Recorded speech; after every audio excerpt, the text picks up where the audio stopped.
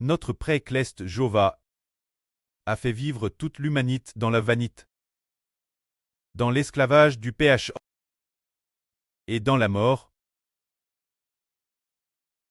Chaque personne, après sa naissance, grandit peu, belle comme une fleur.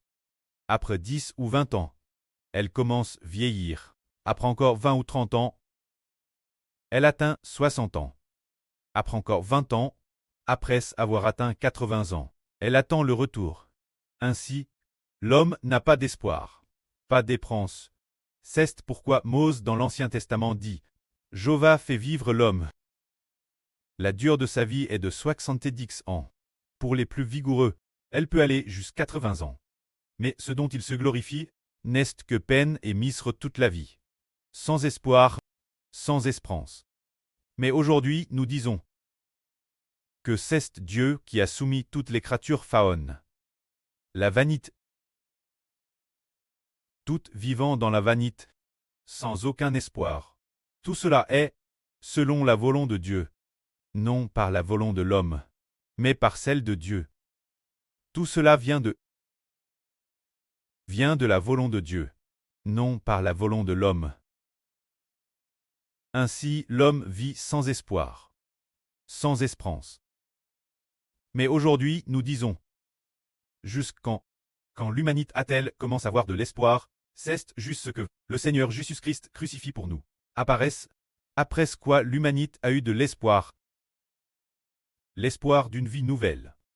Cet espoir de vie nouvelle, c'est que tous doivent, cause du nom de Jésus-Christ, très sauve et recevoir une vie ingénieure.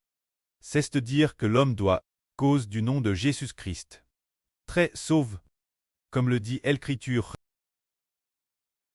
La création attend avec un ardent désir la révélation des fils de Dieu.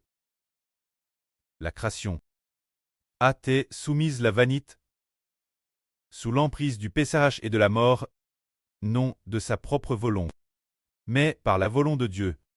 Madame nous, en sortant du sein maternel, nous n'avions pas la volonté de dire que nous voulions vivre dans. Nous n'avions pas de choix. Dès notre naissance, nous étions confrontés à la mort, sans rien pouvoir décider par nous-mêmes. De plus, le nombre d'ânes que nous vivons est décidé par le pré-Cleste. On c'est dire que tout cela n'est pas de notre propre volonté, mais c'est la volonté de Dieu, ce qui signifie, comme il est dit ici, Dieu a soumis la création. La soumission, sous l'esclavage de la vanité du pchach et de la mort, avec l'espérance donnée par Dieu. Cette espérance est que la création elle-même sera libre de l'esclavage du péchage et de la mort, pour ne plus être soumise à un corps corruptible, mais comme les fils de Dieu, libre de l'esclavage du péché et de la mort, pour jouir de la gloire de la liberté sainte. C'est de dire que le pré-Cleste veut donner une espérance qui est la résurrection des morts, pour traits comme les fils de Dieu, les fils Cleste, de devenir des enfants saints et glorieux. C'est l'espérance que Dieu donne. Cette espérance est venue de Jésus-Christ. Une belle espérance, c'est ce que Dieu donne comme espérance l'humanité. Il y a environ 6 ou 7 ans, c'était peut-être il y a 6 ou 7 ans, le frère Hébert est rentré chez lui, et est allé la campagne, chez la grand-mère du frère Hébert. L'époque, la grand-mère du frère Hébert. Se dire sa grand-mère était encore en vie. Elle était donc très jeune, plus de 80 ans. Le frère Hébert lui a dit que l'avenir après la mort de la grand-mère, elle ressusciterait et aurait la vie éternelle, pourvu que la grand-mère du frère Hébert accepte le salut du Seigneur Jésus-Christ. Elle était très dispose. TRS dispose l'accepter. Elle a senti quoi voir une telle espérance.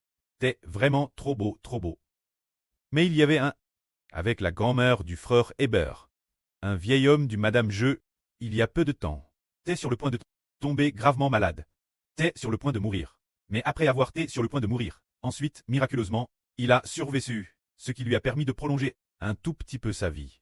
Ce moment-tel, le frère Hébert l'a vu, cette espérance dans ses yeux, disant qu'il savait que bientôt Louim allait quitter ce monde, et a vu dans ses yeux son espoir. sa détresse, ses proches qui resteraient après lui manquaient. Il désirait ardemment vivre un peu plus longtemps. Mais en réalité, combien de temps l'homme vit? N'est-ce pas décide par l'homme? C'est décide par Dieu. S'il acceptait le Seigneur Jésus-Christ, il aurait une belle espérance, tout comme nous, ses enfants, qui avons la bénédiction d'accepter Jésus-Christ, pour jouir de cette gloire de libère sainte, pour devenir cette gloire d'être enfant de Dieu.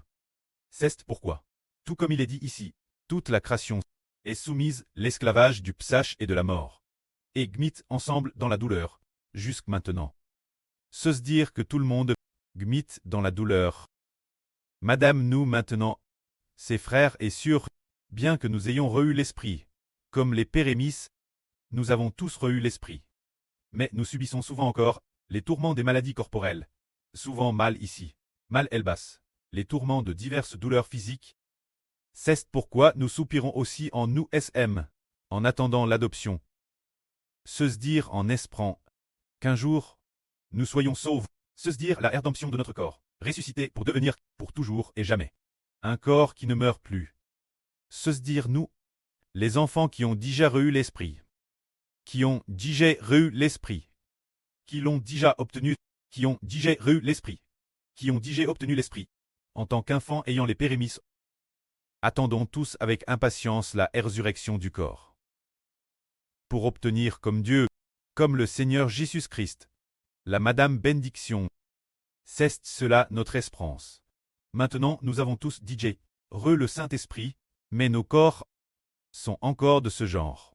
Des corps exactement comme ceux des gens du monde. Mais l'Esprit en nous a déjà été racheté.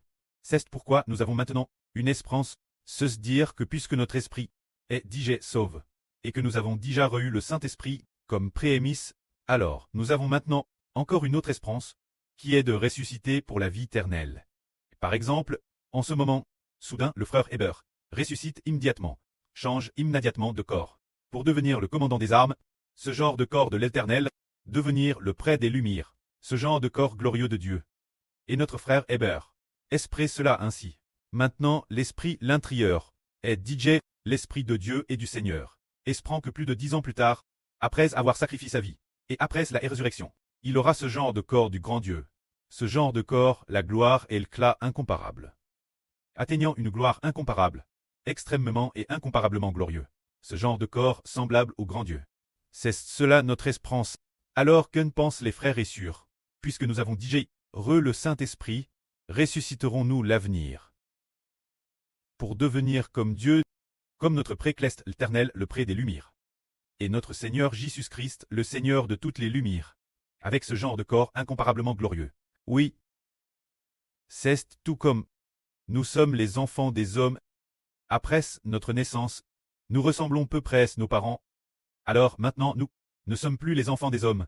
L'esprit l'intérieur est DJ, enfant de Dieu. Après la résurrection, nos corps devront traire comme le précleste l'Éternel, traire comme le Seigneur Jésus-Christ. S'il vient un jour oh, nous aurons un tel corps, les frères et sœurs ne pensent-ils pas, combien ce sera glorieux et combien joyeux. Ce moment-tel, dirons-nous, que nous avons des douleurs corporelles, non plus du tout. Ce moment-tel, quand nous chanterons, notre gorge ne sera jamais en roue, peu importe comment nous chantons. Notre gorge ne sera jamais en roue, peu importe comment nous chantons. Notre corps ne sera jamais fatigué, peu importe comment nous dansons. Et, Madame d'une seule bon, nous traverserons l'univers pour atteindre ce qui est au-delà de l'univers. Les frères et sœurs le croient-ils? D'un seul bond, nous serons immédiatement au-delà de l'univers. Maintenant, si le frère Heber saute du sol sur cette table, il n'y arriverait peut-être pas.